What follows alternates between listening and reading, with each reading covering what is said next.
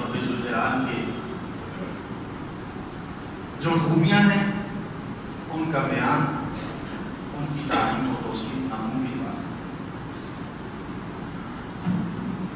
جس طرح وہ خود بے مثل اور بے مثال ہے، اسی طرح اس کی صفات بھی بڑی ہی بے مثل ہے۔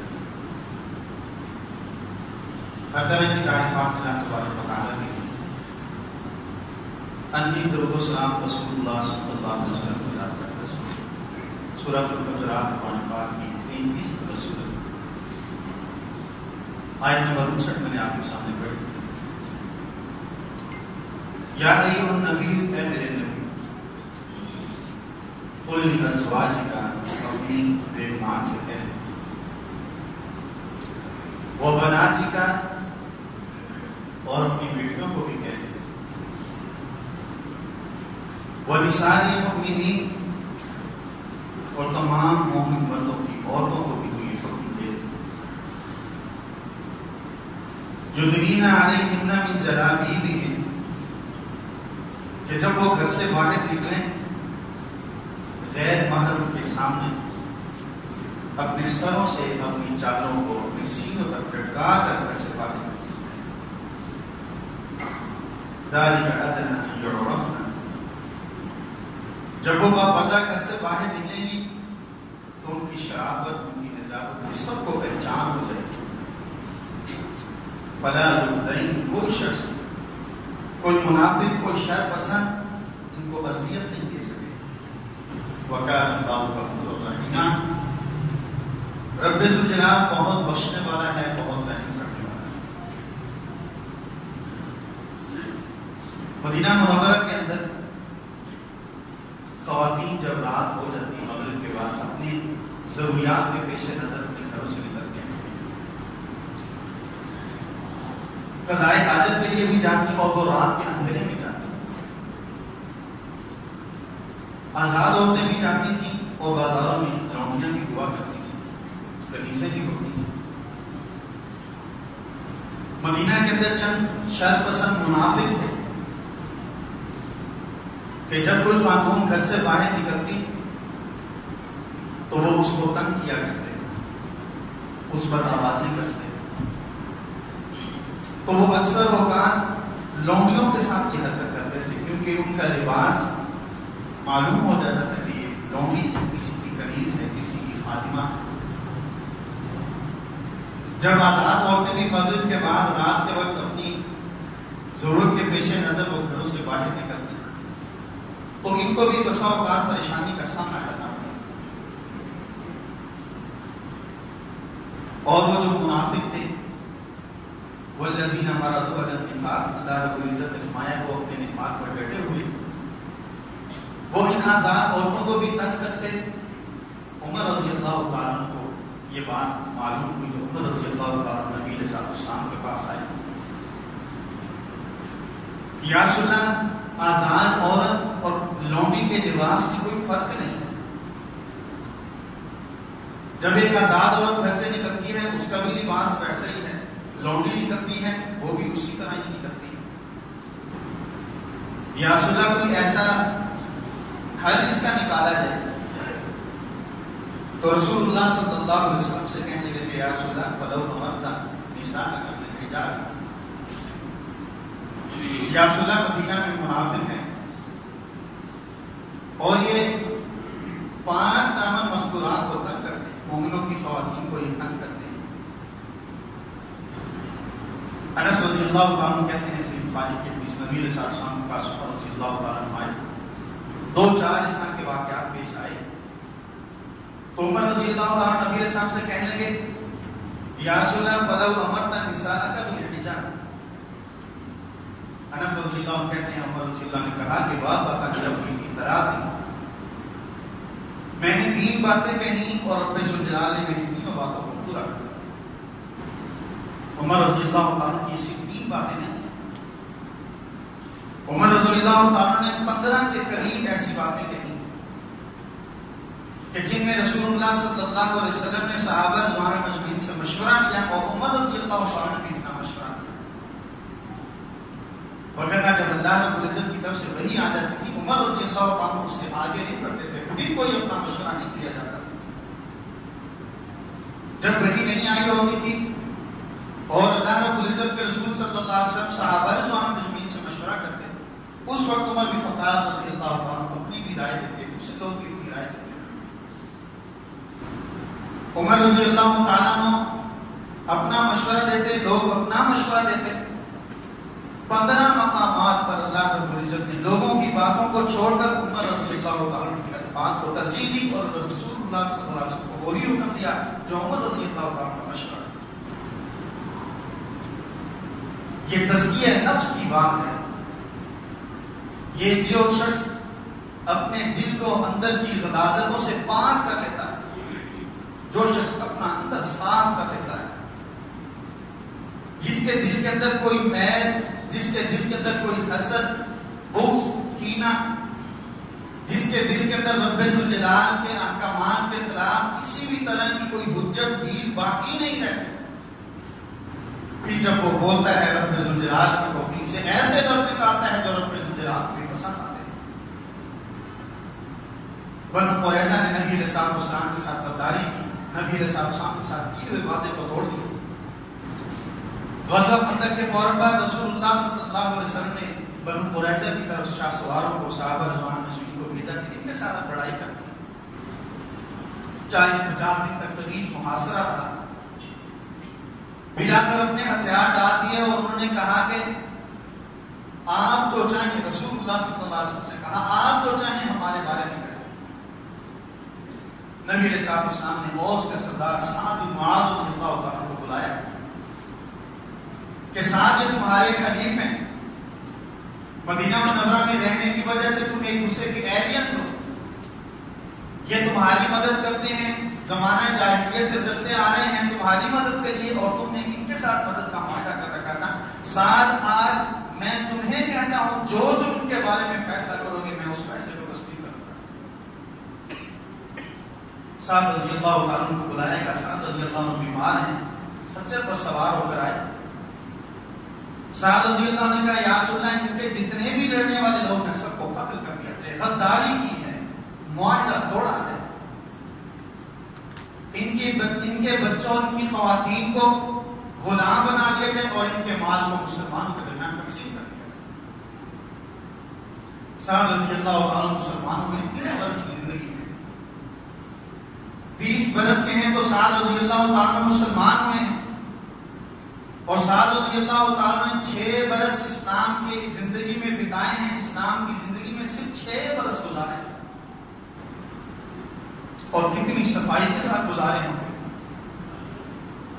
اپنے باطن کو انہوں نے کتنے اچھے طریقے سے صاف کیا ہوگا، اللہ رب العزت کے احکامات کے لیے انہوں نے کتنی قربانیاں دی ہوں گی کہ سعد رضی اللہ تعالیٰ نے کہا یا رسول اللہ ان کے جو لڑنے والے جوان ہیں ان کو قتل کر دیا جائے، جو ان کی مستورات اور بچے ہیں ان کو غلام بنا دیا جائے، ان کے مال کو مسلمانوں کے درمیان تقسیم کر دیا جائے۔ نبی علیہ السلام نے فرمایا سعد حکمت بحکم الملک، سعد رب ذوالجلال نے جو عرش پر فیصلہ کیا ہے تیرے الفاظ رب ذوالجلال کے الفاظ کے مطابق ہے، جو تو نے فیصلہ کیا رب ذوالجلال نے وہی فیصلہ کیا کہ 6 سال کے اندر اپنا باطن اتنا صاف کر لیا ہے کہ جو دل میں آتا ہے رب ذوالجلال دل کے اندر بانٹ ڈالتا ہے۔ عمر رضی اللہ عنہ کہتے ہیں وافقنی ربی فی 3 باتوں میں رب ذوالجلال نے میری لاج رکھی ہے، میرے مشورے کو قبول کیا ہے، اور وہ 15 مقامات ہیں جہاں رب ذوالجلال نے عمر رضی اللہ عنہ کی بات کو ترجیح دی، اور جو مشورہ عمر رضی اللہ تعالی نے دیا کوئی بات رب ذوالجلال نے اسی مشورے کو اپنا حکم بنا کر قرآن پاک کے اندر نازل کر دیا۔ اسی لیے رسول اللہ صلی اللہ علیہ وسلم فرمایا نبی علیہ السلام کے پاس مستورات امہات المؤمنین بیٹھی نہیں ہیں، کسی مسئلے میں بات چیت ہو رہی ہے، عالیۃ اصواتہن، اور ان کی آواز رسول اللہ صلی اللہ علیہ وسلم کی آواز سے تھوڑی بلند ہو رہی۔ عمر رضی اللہ تعالیٰ عنہ آئے فابتدرن بالحجاب، جلدی سے پردہ کر لیا انہوں نے، ایک طرف ہو گئی، چھپ گئی۔ نبی علیہ السلام مسکرا پڑے، یا رسول اللہ ادرک اللہ سنہ، یا رسول اللہ میری اللہ رب العزت سے دعا ہے اللہ رب العزت ہمیشہ آپ کو مسکراتا رکھے. کیا وجہ ہے یا رسول اللہ؟ نبی نے سامنے فرمایا میری بیمار بیٹھی میرے ساتھ بات چیت کر رہی تھی, تمہارا پتہ چلا تو جلدی سے چھپ گئی. عمر رضی اللہ نے آواز تھوڑی بلند کر کے کہا کہ اللہ کی بندی ہو, تم میرے سے نہیں ڈرتی ہو, میرے سے ڈرتی ہو رسول اللہ صلی اللہ علیہ وسلم کی تم پر ہیبت نہیں آتی. انہوں نے کہا انت افضل و افضل, آپ دین کے احکامات میں بڑے متشدد ہیں, جو رب ذوالجلال کا حکم ہوتا ہے اس سے آگے پیچھے آپ بالکل نہیں جاتے, ہم اس لیے آپ سے ہیبت کرتے ہیں.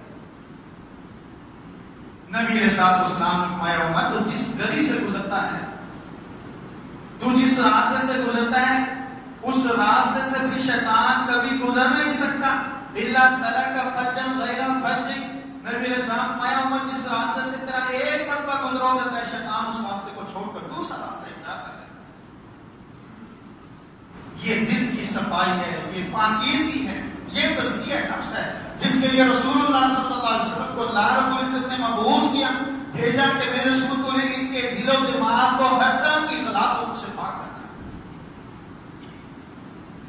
عمر رضی اللہ عنہ فرمایا کہ میں نے 3 باتیں کہیں, رسول اللہ صلی اللہ علیہ وسلم نے اللہ رب العزت نے باتوں کو قبول کر لیا. میں نے کہا یا رسول اللہ اتخذت مقام ابراہیم مصلی, یا رسول اللہ ہم طواف کرتے ہیں بیت اللہ کے طواف کے بعد اگر آپ اور طواف کرنے والا یا رسول اللہ مقام ابراہیم پر 2 رکعت نماز ادا کر لے تو یہ بہتر نہیں ہوگا. مقام ابراہیم جس پتھر پر چڑھ کر اللہ کے خلیل ابراہیم علیہ السلام بیت اللہ کی تعمیر کی, یا رسول اللہ میرا مشورہ یہ ہے کہ بیت اللہ کے طواف کے بعد مقام ابراہیم کے پیچھے 2 رکعت نماز ادا کر لی جائے. اللہ رب العزت نے آسمانوں سے وحی نازل فرمائی وَاتَّخِذُوا مِن مَّقَامِ إِبْرَاهِيمَ مُصَلًّى. اہل ایمان جب تم نے طواف مکمل کر لینا ہے پھر مقام ابراہیم کے پیچھے تم نے 2 رکعت نماز ادا کرنی ہے. اس کے بعد کہتے ہیں کہ میں نے رسول اللہ صلی اللہ علیہ وسلم سے کہا يَدْخُلُ عَلَيْكَ الْبَرُّ وَالْفَاجِرُ, یا رسول اللہ آپ کے پاس اچھے لوگ بھی آتے ہیں, آپ کے پاس برے لوگ بھی آتے ہیں, ہر ایک کی نظر اچھی نہیں ہوتی. وہ لوگ غور سے سنیں, وہ بہنیں وہ بھائی جن کے نظریات میں ایک نظریہ یہ بھی ہے کہ پردہ تو دل کا ہوتا ہے. اگر دل کا پردہ ہوتا ہے تو پھر یورپ والے ہم سے زیادہ پردے دار ہیں. وہ کہتے ہیں برہنہ گھومو, ننگے گھومو, جو مرضی کرو, بندے کی نظر میں حیا ہونی چاہیے. وہ عورت کی طرف نہ دیکھے, عورت مرد کی طرف نہ دیکھے. دل کا پردہ ہوتا تو عمر بن خطاب رضی اللہ عنہ رسول اللہ صلی اللہ علیہ وسلم کو یہ مشورہ نہ دیتے. يَدْخُلُ عَلَيْكَ الْبَرُّ وَالْفَاجِرُ, یا رسول اللہ اچھے لوگ بھی آپ کو ملنے آتے ہیں, یا رسول اللہ منافق اور کافر بھی آپ کو ملنے کے لیے آتے ہیں. فَلَوْ أَمَرْتَ نِسَاءَكَ بِالْحِجَابِ, یا رسول اللہ ایک مرتبہ میں نے آپ کے گھر میں دعوت کے اندر دیکھا کہ ایک شخص چیز لینے کے بہانے آپ کی بیٹی کو ہاتھ لگا رہا ہے, آپ کی بیٹی کے ہاتھ کے اوپر اس کا ہاتھ لگا رہا ہے. یا رسول اللہ اوپر سے برداشت نہیں ہوتا. یا رسول اللہ آپ کی مستورات, آپ کی بیگمات, آسمان کی آنکھ نے ان جیسی پاکیزہ عورتیں کبھی دیکھی نہیں. جو مستورات, جو بیگمات, جو اللہ رب العزت نے آپ کے نکاح میں دے دی ہیں, آسمان کی آنکھ نے اتنی پاکیزہ عورتیں کبھی دنیا کے اندر نہیں دیکھی. فَلَوْ أَمَرْتَ نِسَاءَكَ بِالْحِجَابِ, یا رسول اللہ میرا مشورہ آپ کو یہ ہے آپ اپنی مستورات کو کہیں کہ وہ پردے میں رہا کریں. نبی علیہ السلام خاموش ہیں, اللہ رب العزت کی وحی کے پابند. بعد میں اللہ رب العزت نے جب اللہ رب العزت نے عمر رضی اللہ عنہ کا اللہ رب العزت کے علم میں تھا, رب ذوالجلال نے عمر رضی اللہ عنہ کے مشورے کے مطابق اپنی حکمت کے تحت پردے کا حکم دیا, تو عمر بن خطاب رضی اللہ عنہ کہتے ہیں فانزل اللہ آیۃ الحجاب, اللہ رب العزت نے میرے مشورے کے بعد پردے کا حکم نازل کر دیا. یا ایھا النبی قل لازواجک و بناتک و نساء المؤمنین, میرے نبی اپنی بیگمات سے بھی کہہ دے, اپنی بیٹوں سے بھی کہہ دے, مومنوں کی مستورات سے بھی کہہ دے, بیٹوں سے, بیگمات سے, ان کی بچیوں سے کہ تم نے جب اپنے گھروں سے نکلنا ہے پردے کے تحت نکلنا ہے کہ تمہارا چہرہ نظر نہ آ رہا. ظاہر کر دینا یہ اور اپنا جب تم پتہ ہوگا گھر سے نکلو گی, منافق پہچان جائیں گے یہ آزاد عورتیں ہیں, یہ پاکیزہ عورتیں ہیں, ان کی طرف غلط نظر نہیں اٹھانی, ان کی طرف غلط نظر سے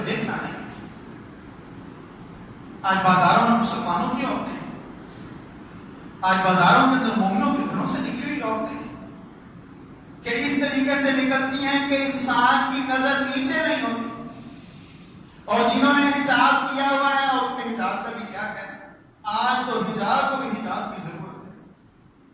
اتنے زرق برق اور چمکیلے اور موتیوں والے گاؤں نکال دیے ظالموں نے کہ اگر یہ پردے کی طرف جائیں تو پردے کو بھی پردے کی ضرورت پڑ جائے۔ اتنا چست برقع ہے، اتنا رنگیلا چمکدار برقع ہے کہ ویسے ہی نظر اٹھ جاتی ہے۔ یہ مقصد ہی پورا نہیں ہے۔ رب ذوالجلال نے اس مقصد کے تحت پردے کا حکم دیا، آج کل کے گاؤں اس مقصد کو پورا نہیں کرتے۔ اللہ رب العزت نے اس وقت حکم دیا یا ایھا النبی قل لازواجک و بناتک و نساء المؤمنین۔ اس کے بعد بھی عمر رضی اللہ تعالیٰ عنہ اس آیت کے اتر جانے کے بعد بھی جب رب ذوالجلال نے حکم دے دیا کہ تمہارا چہرہ، تمہارے جسم کا اگلا حصہ، تمہارے جسم کا پچھلا نظر نہیں آنا چاہیے، الا ما ظہر منھا، ہاں تمہارے ہاتھ ظاہر ہوں گے، تم نے چیز دینی ہے، تو کوئی چیز پکڑی ہوئی ہے، تمہارے قدم ظاہر ہوں گے، لیکن پھر بھی ولا یضربن بِأَرْجُلِهِنَّ لِيُعْلَمَ مَا يُخْفِينَ مِنَ الزِّینَةِ۔ اگر تم نے پازیب پہنی ہوئی ہے، رب ذوالجلال نے منع کر دیا کہ پھر تیز نہیں چلنا، اپنے پاؤں کو زمین پر نہیں مارنا، وگرنہ پازیب کی آواز بھی خوبصورتی پیدا کرتی ہے۔ رب ذوالجلال نے حکم دے دیا، اور عائشہ رضی اللہ تعالیٰ کہتے ہیں یرحم اللہ النساء المہاجرات الاول، اللہ رب العزت رحم فرمائے مہاجر خواتین پر۔ رب ذوالجلال کا جب یہ فرمان سنتی ہیں کہ اللہ رب العزت نے پردے کا پابند بنا دیا ہے، شققنا بروجہن، جو چادریں انہوں نے اپنے جسم پر لی ہوئی تھی ان کو چوڑائی کی طرف سے پھاڑ لیتی ہیں، ان کو چوڑائی کی طرف سے کاٹتی ہیں، فاختمرن بہا، اور ان کو اپنے سروں پر ڈال لیا کہ ہمارا چہرہ کوئی نہ دیکھ سکے۔ آیت نازل ہوتی ہے اور صحابیات اللہ رب العزت کے فرمان کو پورا کرتے ہیں۔ سبحان ربک رب العزت عما یصفون۔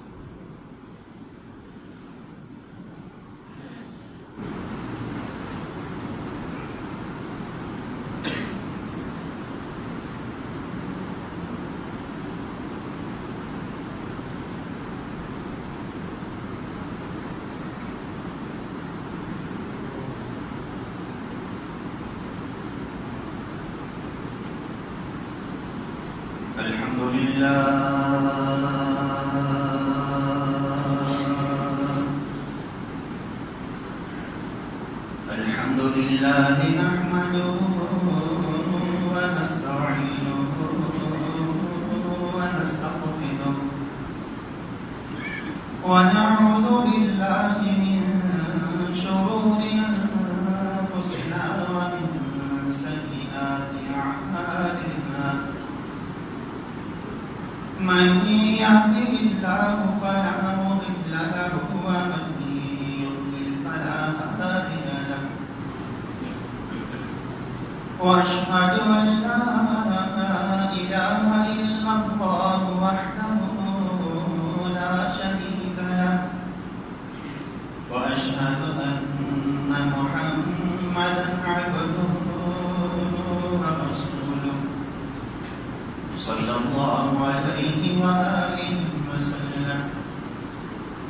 أما بعد فإن خير الحديث كتاب الله، وخير الهدي هدي محمد صلى الله عليه وآله وسلم، وشر الأمور محدثاتها، وكل محدثة بدعة، وكل بدعة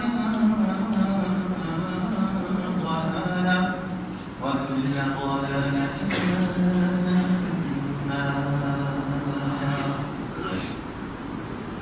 اللهم صل على محمد وعلى آل محمد كما صليت على إبراهيم وعلى آل إبراهيم حميد مجيد اللهم بارك على محمد وعلى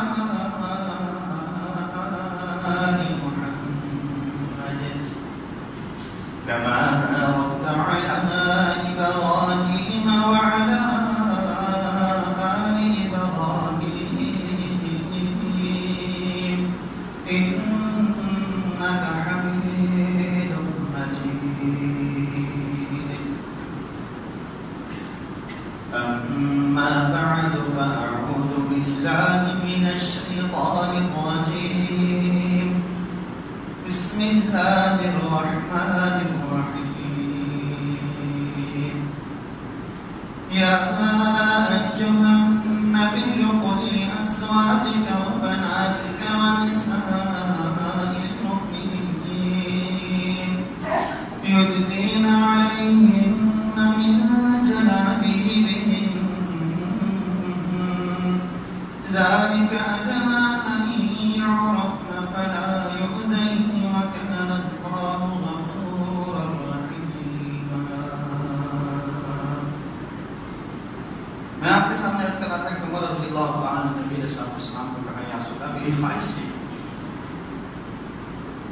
اور اس خواہش کے پیچھے جو سبب کا فرمان ہے، اس خواہش کے پیچھے جو وجہ ہے کہ یا رسول اللہ ہر بندے کی آنکھ اچھی نہیں ہوتی، ہم اس کے باطن میں جھانک کر، ہم اس کے دل میں جھانک کر، اس کے دماغ میں جھانک کر نہیں دیکھ سکتے کہ یہ کس نظر سے دیکھ رہا ہے. اسی لیے اللہ رب العزت نے اہل ایمان کو حکم دیا وَقُلْ لِلْمُؤْمِنِينَ يَغُضُّوا مِنْ أَبْصَارِهِمْ. میرے نبی اپنے اوپر ایمان لانے والے مردوں کو بھی کہہ دے يَغُضُّوا مِنْ أَبْصَارِهِمْ، اپنی نگاہوں کو پست رکھا کریں جب ان کی نظر کسی ایسی خاتون پر پڑ جائے جس کا دیکھنا ان کے لیے جائز نہیں ہے، روا نہیں ہے. ضرورت کے پیش نظر وہ دیکھ سکتے ہیں، لیکن ایسی نظر سے دیکھنا جو رب ذوالجلال جس سے منع کر رہا ہے یغضوا من ابصارہم، کو اپنی نگاہوں کو جھکا کر رکھا کہ نگاہ یہ سب سے پہلا تیر ہے، نگاہ سب سے پہلا سبب ہے جو پیدا ربی کی طرف، جو اللہ رب العزت کے احکامات کی سرکاری کی طرف، جو اللہ رب العزت کے احکامات کی بغاوت کی طرف دعوت دیتا ہے. علی رضی اللہ عنہ کا یا رسول اللہ اللہ رب العزت کا یہ حکم ہے، لیکن کئی دفعہ ایسے ہوتا ہے کہ نگاہ پڑ جاتی ہے کہ خاتون کے اوپر جو نامحرم ہوتی ہے. یا رسول اللہ اس وقت کیا کرنا چاہیے؟ یا رسول اللہ اگر نظر پڑ جائے غلطی سے، یا رسول اللہ پھر کیا کیا جائے؟ علی رضی اللہ عنہ کہتے ہیں امرنی ان اصرف بصری، نبی علیہ السلام نے مجھے حکم دیا کہ اگر نگاہ پڑ جائے فوراً اپنی نظر کو پھیر دو. فَإِنَّ لَكَ الْأُولَىٰ وَلَيْسَتْ لَكَ الْآخِرَةُ، پہلی نظر تو معاف ہے، دوسری نظر معاف نہیں ہے. اب ہمارے کچھ بھائی کیا کہتے ہیں ہم پہلی نظر میں سب کچھ کر رہے ہیں. پہلی نظر کا مطلب یہ نہیں کہ نظر پڑ گئی اب نکال دو کہ پہلی نظر تو معاف ہے، اب پہلی نظر جی بھر کے دیکھ لو. ان اصرف بصری، مجھے میرے حبیب صلی اللہ علیہ وسلم نے حکم دیا علی اگر تیری نگاہ پڑ جائے، علی تو پھر اپنی نگاہ کو جمانا، مت اپنی نگاہ کو پھیر دینا، تیری نگاہ وہاں قرار نہ پکڑے. اب یہ ماشاءاللہ حاجی صاحب بھی ہیں، ماشاءاللہ نمازی بھی ہیں، صدقہ خیرات بھی کثرت سے کرتے ہیں، لیکن ان کی نظر اگر کسی عورت پر پڑ جائے تو وہ نظروں سے اوجھل ہو جائے، یہ ماشاءاللہ نظر پیچھے نہیں کرتے. پھر بھی ہم اہل ایمان ہیں، پھر بھی ہمارے دلوں کے اندر ایمان ہے، پھر بھی ہم اللہ رب العزت کے مومن ہونے کے دعوے دار ہیں. ایمان اس بات کا تقاضا کرتا ہے کہ جو رب ذوالجلال نے حکم دیا ہے پھر اس حکم کو پورا کیا جائے. اور کس طرح پورا کیا جائے؟ یرحم اللہ النساء المہاجرات الاول. عائشہ رضی اللہ عنہ دعا کر رہی ہیں، کتنی پاکیزہ عائشہ رضی اللہ تعالیٰ عنہ کہ رب ذوالجلال نے آیات نازل فرمائی. عائشہ رضی اللہ عنہ کہتے ہیں غزوہ بنی مصطلق انشاءاللہ اگلے جمعے بیان کروں گا، میں پیچھے رہ گئی، میں صفوان بن معطل کے ساتھ مدینہ منورہ پہنچی، الزام لگانے والوں نے الزام لگایا، میں روتی رہی کہ رب ذوالجلال تو جانتا ہے کہ تیری بندی پاکیزہ ہے، تیری بندی میں کوئی عیب نہیں. اللہ رب العزت نے پاکیزگی بیان کی، عائشہ رضی اللہ عنہ دعا کر رہی ہیں ان خواتین کے لیے، وہ کتنی پاکیزہ ہوں گی جن کے لیے عائشہ رضی اللہ عنہ دعا کریں، جن کے لیے عائشہ رضی اللہ عنہ رحم کی دعا کریں کہ یا اللہ تم پر رحم فرما، عائشہ رضی اللہ عنہ کی نظر میں وہ کتنی اعلیٰ خواتین ہوں۔ کیوں؟ لما انزل اللہ آیت الحجاب، جب رب ذوالجلال نے یہ حکم دیا وَلْيَضْرِبْنَ بِخُمُورِهِنَّ عَلَىٰ جُيُوبِهِنَّ، سورہ نور کے اندر رب ذوالجلال نے آیت نازل فرمائی، میرے نبی پر ایمان لانے والوں کی خواتین، بیگمان، بیٹیاں، بچیاں، جب تم نے گھروں سے نکلنا ہے اپنے چادروں کو اپنے چہروں پر ڈھانپ کر، اپنے چادروں کو اپنے چہروں پر لٹکا کر ایک آنکھ ننگی کر کے باہر نکلنا ہے کہ جس سے تمہیں تمہارا رستہ نظر آتا رہے۔ آج کے فیشن کو بھی سامنے رکھیں اور ان مہاجرات کی تعلیم و تربیت کے تحت ان کے اس حکم کو بھی سامنے رکھیں۔ ایک آنکھ بائیں ننگی ہے، دائیں بائیں آنکھ ننگی ہے، اور پردہ لٹکا ہوا ہے، صرف اتنی جگہ ہے جہاں پر قدم رکھنے کی جگہ معلوم ہو رہی ہے، جو اتنی جگہ صرف آگے 5-7 فٹ تک جگہ نظر آ رہی ہے، راستہ نظر آ رہا ہے، بائیں آنکھ ننگی ہے۔ آج تو 1.5 کلو آنکھوں پر میک اپ کر کے خواتین گھروں سے باہر نکل آئی ہیں حجاب کر کے۔ یہ کون سا حجاب ہے؟ اس نے منہ چھپایا ہوا ہے، آنکھیں ننگی ہیں، اور آنکھوں کے اوپر ماشاءاللہ 1.5-2 کلو کاجل، سرما اور پتہ نہیں کیا کیا چیزیں لگی ہوئی ہیں۔ اب اس کے حجاب کا کیا فائدہ؟ اس کے حجاب کا کیا فائدہ؟ رب ذوالجلال کیا فرما رہا ہے؟ ذَلِكَ أَدْنَىٰ أَن يُعْرَفْنَا، جب تم باپردہ ہو کر گھروں سے نکلو گی، کسی میلے انسان کے دل میں تمہارے لیے میل پیدا نہیں ہوگی، کسی گندے انسان کے دل میں تمہارے لیے غلاظت نہیں آئے گی، باوجود اس کے میلا ہونے کے، باوجود اس کے گندا ہونے کے، پھر بھی جب وہ تمہیں باپردہ دیکھے گا تم سے اپنی نظر ہٹا لے گا، تمہارے بارے میں کوئی جملہ نہیں کہے گا۔ اب آج کا کاجل دیکھ کر گاڑیوں کے پیچھے دکھائے کلر آئیز، قاتل نگاہیں، یہ کس نے دعوت دے رکھی؟ رب ذوالجلال کے احکامات ایسے احکامات ہیں، میں نے 3 خطبات اسی بنیاد پر آپ کے سامنے دیے تھے کہ رب ذوالجلال پاک، 7 رب ذوالجلال کی صفات، 5 رب ذوالجلال کا کلام، 5 رب ذوالجلال کی وحی لے کر آنے والا فرشتہ پاک، جس رسول پر وحی آ رہی ہے وہ رسول بھی پاک، اس کے احکامات ایسے ہیں جن پر عمل کیا جائے تو معاشرہ پاک صاف ہو جاتا ہے۔ اب ایسی صورت میں کیا معاشرہ پاک ہوگا کہ جب ہر طرف کلر آئیز نظر آ رہی ہیں، کاجل لگا ہوا ہے، دبئی والے برقعے پہنے ہوئے ہیں، حجاب ہوا ہے، چہرے کی ٹکیاں ڈھکی ہے، پھر ہم یہ سوچیں ہمارا معاشرہ پرامن ہو جائے، پھر ہم یہ سوچیں کہ ہماری مستورات گھر سے نکلے تو کوئی بری سوچ نہ سوچے، کبھی ایسا نہیں ہو سکتا۔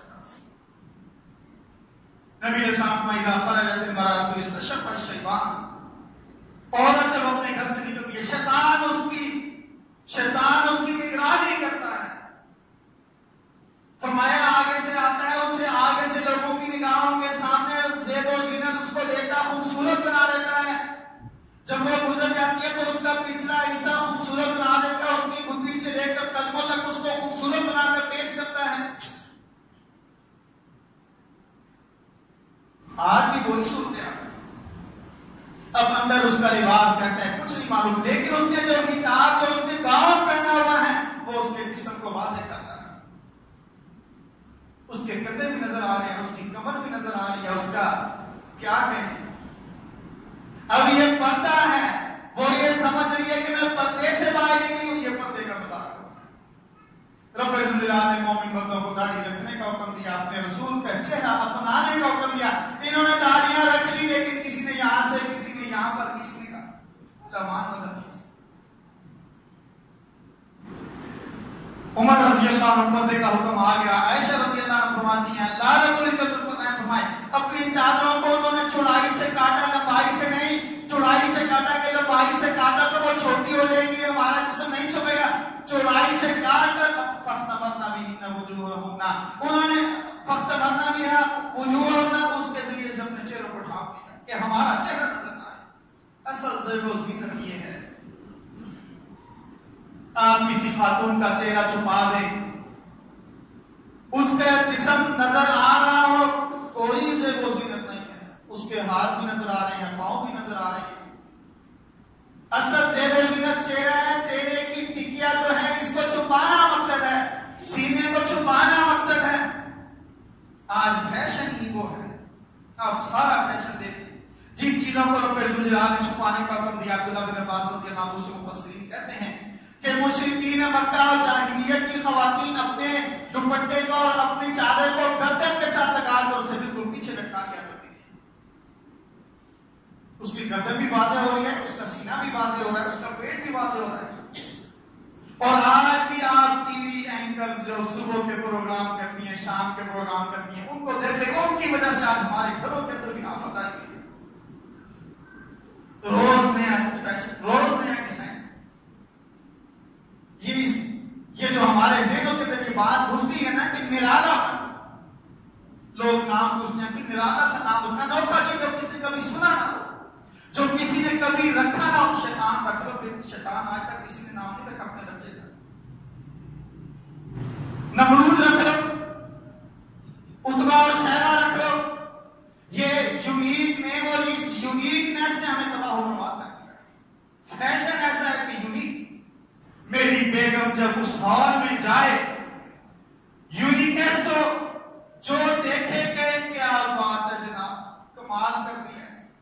اتنا فیشن، ایسا اس نے لباس ہے. رب ذوالجلال سے کہا، رب ذوالجلال نے سینہ کو چھپانے کا حکم دیا. آج سارا فیشن سینے کے ارد گرد گھومتا ہے. برانڈز سارے، بوتیکس سارے، آنے والی روز نئی کمپنیاں ساری کی ساری ڈیزائن بنا رہی ہیں خاتون کے سینے کے اوپر. اب وہ سینہ چھپا لے گی، اس کا 7,000 روپے کا مالیہ بی کے سوٹ کا فائدہ کیا ہے؟ جو چھیڑ کے سوٹ کے لینے کا فائدہ، سینہ ہی چھپا لیا تو یہ دامن تو نظر آئے گا. اس یونیکنیس سے ہمیں تباہ و برباد ہے. نام یونیک ہو، گاڑی یونیک ہو، فیشن یونیک ہو، میرا بزنس یونیک ہو، میرا لباس یونیک ہو. اس یونیکنیس نے، اس نرالے پر نے تباہ کر کے ہمارے معاشرے. عمر رضی اللہ عنہ نے مشورہ دیا، یا رسول اللہ مجھے کچھ لوگوں کی نگاہیں گندی لگتی ہیں. اب عمر رضی اللہ سے زیادہ ہم پاک صاحب ہے نا. ہم یہ کہتے ہیں کہ نہیں، نگاہ کا پردہ ہوتا ہے. جسم کا نشو و فراق بھلے نظر آتا ہے، اس کا سینہ بھی، اس کی ہپ بھی، اس کا پیٹ، اس کی سڈول ٹانگیں، سب کچھ نظر آئے. نظر مرد کی ساتھ ہو. جب آپ کسی کو کہیں گے اپنی نظر جھکا دو. جہاں مومن کو نظر جھکانے کا حکم ہے، وہاں مومنہ عورت کو پردہ کرنے کا بھی حکم ہے. باقی کچھ علاقے جو وقت پر آنے کی کوشش کیا ہے. اللهم انصر الاسلام والمسلمين واعز الاسلام والمسلمين واذل الشرك والمشركين ودمر اعداء الدين. اللهم اجعل كلمة الاسلام العليا واجعل كلمة الكفر السفلى. يا قاضي الحاجات اقض حاجاتنا وحاجات المسلمين. يا شافي الامراض بمرضانا ومرضى المسلمين. یا اللہ تمام بیماروں کو شفا کاملہ عاجلہ عطا فرما. یا اللہ بے اولادوں کو نیک و صالح اولاد عطا فرما. یا اللہ اسلام اور مسلمانوں کی حفاظت فرما. یا اللہ ہمارے گناہوں کو معاف فرما کر ہم پر باران رحمت نازل فرما دے.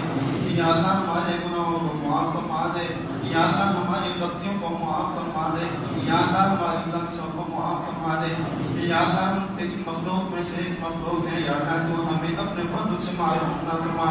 اللهم اسلم عبادك وبهائمك وانصر رحمتك واحيي بلدك الميت. یا اللہ ہم تیری رحمت میں محتاج ہیں. یا اللہ تیرے فضل کے محتاج ہیں. یا اللہ تیرے احسان اور تیرے کرم کے محتاج ہیں. یا اللہ ہمارے گناہوں سے سر پہ نظر کر کے ہمیں معاف فرما کر اپنی رحمت کی بھاری عطا فرما دے. سبحان ربک رب العزة عما یصفون وسلام علی المرسلین والحمد للہ رب العالمین.